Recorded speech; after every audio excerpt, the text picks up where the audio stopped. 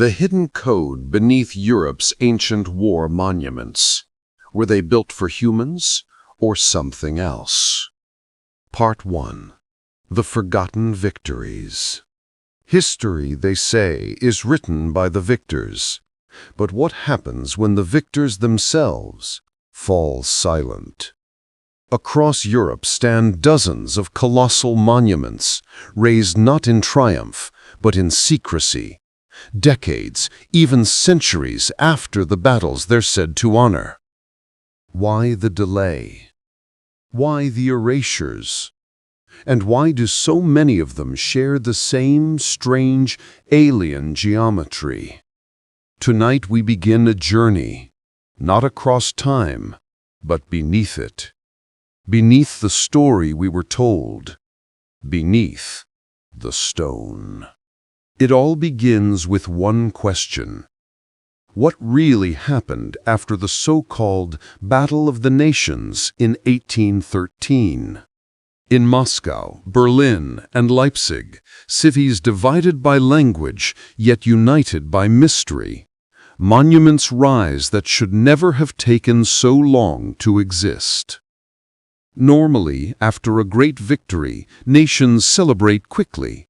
Flags wave, monuments rise, songs are written. Memory becomes stone. But here, silence. A silence so long, it echoes through generations. The first monument, Moscow's Triumphal Arch, was supposedly built to honor Russia's victory over Napoleon in 1812. Yet the records don't match. It was started in 1814, then halted, restarted, redesigned, and only finished decades later. Even stranger, the original inscription, which should proudly declare its purpose, is gone, erased, chiseled smooth. 100 years later, when the arch was restored, the blank space remained, empty, silent. Who orders the destruction of a victory inscription, and why? If this was truly a monument to triumph, why wipe away the proof of it? Maybe Moscow's case was unique. Maybe it was just poor record-keeping. So let's travel west, to Germany, to Bavaria, where stands one of Europe's strangest structures, the Hall of Liberation. Part 2. The Builders of Silence. Built half a century after the wars it supposedly commemorates, the Hall of Liberation is a temple, massive, circular, echoing with stone angels and forgotten inscriptions. Its marble floor bears a single phrase: "May they never forget what made the struggle for liberation necessary, and by what means it was won." Beautiful words, but vague, almost empty. Who fought? Against whom? For what? The monument refuses to say. And yet, the same name, Leo von Klenze, appears again and again. Architect of the Hall of Liberation, consultant on Moscow's Arch, designer of half a dozen victory structures across Europe. As if one mind or one design was behind them all. Even more puzzling, some of these monuments carry inscriptions, not in the victor's tongue, but in the language of their enemies. In Tsarskoye Selo near St. Petersburg, an iron gate built in 1817 bears the words, "To my dear comrades in arms." On one side, it's written in Russian, on the other, in French. Imagine a World War II memorial with an inscription in German.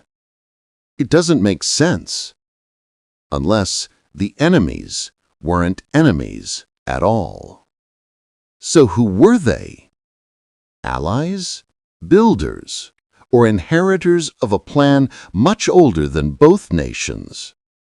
Because when you step back and look at these structures, the arches, the domes, the towers, they don't belong to 19th century Europe. They belong to something else, something older, something not entirely human. Part 3. The Revelation Beneath the Monuments. Every story about history eventually hits the same wall, the one that says, "This far and no further." But walls, like monuments, are built to be climbed. We've walked through Europe's forgotten battlefields. We've stared into the faces of stone giants and heard their silent hum. But what if these monuments weren't meant to honor the past, but to protect the future? Let's return to Leipzig, to the Velkerslag Denkmal. Beneath this colossal stone pyramid, engineers once detected something strange, a second, deeper structure, older, unknown. Not part of the blueprints, not part of the records. Sealed away after discovery, forgotten. Why? When you plot the locations of these victory monuments across Europe, they form a pattern, a grid that aligns with powerful electromagnetic hotspots, ancient power points, lines of energy the ancients once called ley lines. Were these monuments built to remember or to reactivate? Maybe these builders, these architects, weren't just masons and sculptors.